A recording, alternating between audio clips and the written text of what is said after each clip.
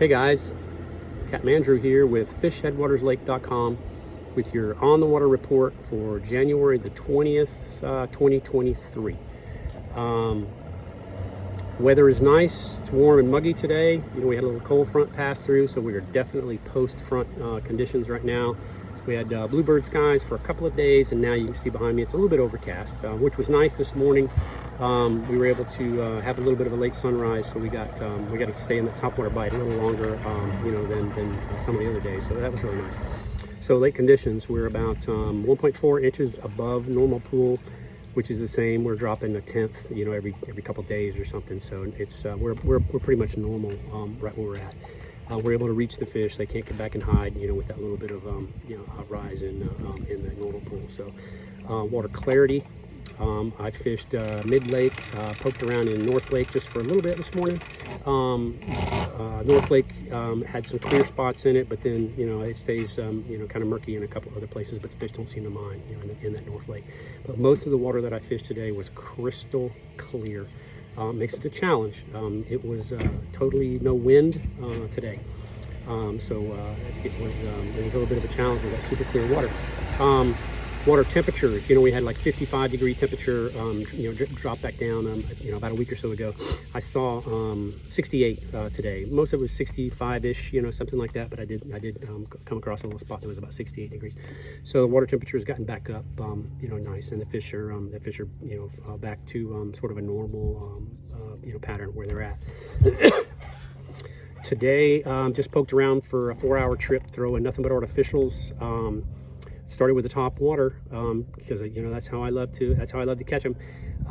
We threw the spook style lure. I like the red and white. I like this red and chrome. It's a good color, but I like something with a little noise. Even on a clear day, like this, I want to draw some fish from a large direction, so I like something with a little bit of noise. Fishing it slow is always the key. We got into an area where it was a little weedy. We were having some hang-ups with the bait with all the treble hooks, so I switched over to a frog. This is a frog that we threw today. These frogs, the Drave jump frog. This one's a 65, so it's a bigger, size. You can see the size of my, finger next to it. So it's a pretty beefy, beefy frog. So I like the jump frogs. That's the only frog you find in my boat is a jump frog. I don't fish with hollow body, frogs. I don't care for those. I like the jump frogs because I can work that thing through some really thick stuff, and I still have exposed hooks on the thing. I'm going to tell you, because I watched today and I took count. Every single bite we got on the spook style bait and on the frog was when the bait was dead still. We never got a bite when the bait was moving. It was always when it was dead still. So we're throwing that thing out there, work it a little bit, and then leave it alone. Let it sit. And every single bite came when that bait was was sitting still. And I am making sure my anglers keep it still as long as they possibly can. And even then, it's just little small twitches. Not trying to cover water. I'm not trying to cast and reel. I'm getting in an area where I think there are fish, and I'm going to work this thing and make those fish that are there eat the thing. So I'm not covering water. We're staying in an area relatively small, and finding the fish that are there, making those things eat. And this low presentation, has been a key. It's been that way for me for a while. Basically dead sticking that top water. Once the sun did come up a little bit, things, my normal pattern. If I'm not getting the bites that I want to with the top water, then I'll switch over to soft plastic. Because that color, that purple, was working. Darker colors, because I had that overcast sky. We went to the Max Speed worm, and you can see I've got it rigged weightless. This is a pretty long worm. It's 7 inches or something like that. And the thing about it is it's got a really thick tail. So it takes a pretty good bit to get the tail, to move. You got to kind of really give it a good wiggle to get the tail to move. but that's really what I want because the tail doesn't spin. This tail wags back and forth. So when you give it a little twitch, it does a you know, more of a wag than anything. So you let that thing fall super slow, and then you move it a little bit, and that tail does a wag sort of a thing. So, and I think that draws the strikes. Fishing it weightless because we're in some pretty shallow water. I don't need the thing to bury down in the grass, whatever, because again, we're looking for fish that are, you know, closer to the surface. Maybe they've just gotten down in the grass a little bit and not as sniffy as, you know, the top water as, you know, as they should be. My pattern lately has been fishing in, I'm looking for 5 to 6 foot of water. I'm not really fishing in anything deeper. I am focusing on fish that are focused on spawn, whether it be, you know, pre, post, or during, because with the weather patterns that we've had and the moon the way it is, you know, these fish are all over the place. You know, we're catching fish that are full of eggs, and then I'll catch one that's empty, and then we'll catch, you know, 17 males in a row. You know, it's just, you know, it's absolutely crazy. I had a day earlier this week where, you know, we caught 2 6.5s, a 5 4s, you know, on top water, and all of them are just absolutely full of eggs. Go back to the same area the very next day, you know, and we catch 25 bucks, you know, and the females are just, you know, not eating it, you know, in that area. So, you know, they're just in all different types of situation with the spawn right now, in my opinion.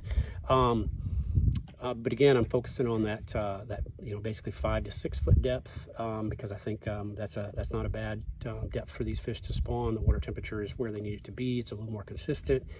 If you can find an area where, you know, where there's sunlight penetrating, you know, in those sort of depths, then you know, that's the areas that I'm going to key in on myself.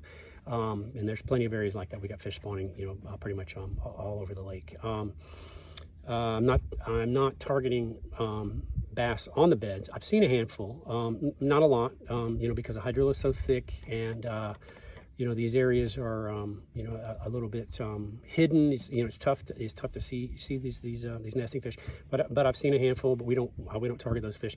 But when I see you know, bucks around nests, if I see, you know, that kind of activity, I'm going to fish that entire area and look for the females that are sort of hanging around, you know, in that basic area. So. And these are big areas, you know, they're not clustered really tight, but, you know, if you find a few bucks, then there's probably some females nearby. Today we spread out a little bit, but you know, the last couple of trips, for the most part, I'm staying in an area about the inside of a football stadium. You know, it's not, you know, not much bigger than just basically a football field, because I know the fish are there, and I'm just, you know, steady working that area, you know, until I'm satisfied that those fish are, you know, not going to eat anymore.